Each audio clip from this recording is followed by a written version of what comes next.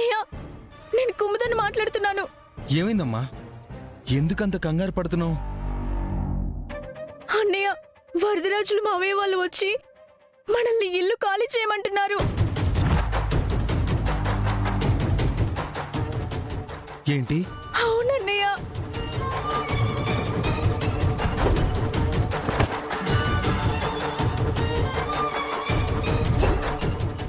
నా త్వరగా రా అన్నయ్య.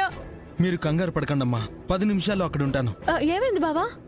మీ దేవ అన్నయ్యని, మీ వరదరాజులు పెదనాన్నని ఇద్దరిని మోటార్ సైకిల్కి కట్టేసి స్టేషన్ దాకా ఈడ్చుకొచ్చి అక్కడే పడేస్తాను. అప్పుడు నువ్వు ఎలా డ్యూటీ చేస్తావో చెయ్యి. ఏం జరిగింది బావా? బావా, ఏం జరిగింది బావా?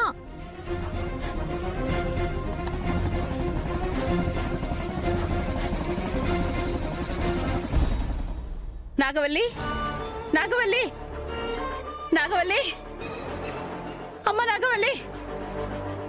ఏమైందత్తా? ఘోరం జరిగిపోయింది నాగవల్లి. మీ మావయ్య ఊళ్ళో 4 జనాల్ని తీసుకువెళ్లి మీ అన్నయ్య వాళ్ళ ఇల్లు జప్తు చేస్తున్నారట.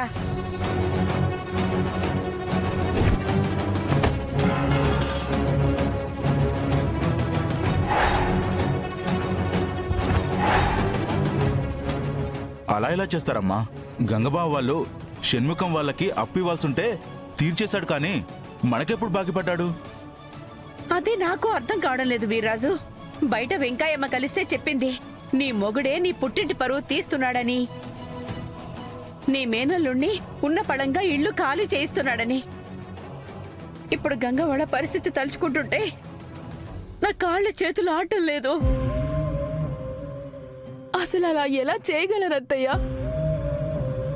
మా అన్నయ్య అడిగితే అప్పిచ్చే వాళ్ళు చాలా మంది ఉన్నారు, కానీ ఇలాంటి దుర్మార్గుల్ని చేయి చాచి ₹1 అడగలేదు కదా. మీ మావయ్య గురించి తెలిసిందే కదా నాగవల్లి. గంగ మీద పగతో ఏం కుట్ర చేశారో ఏంటో.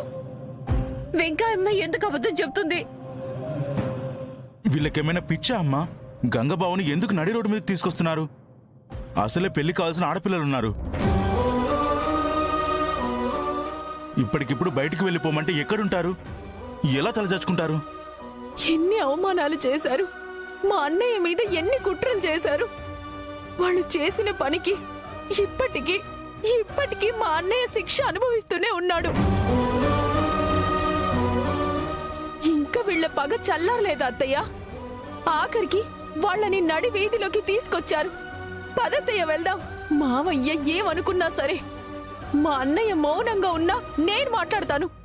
వదినా,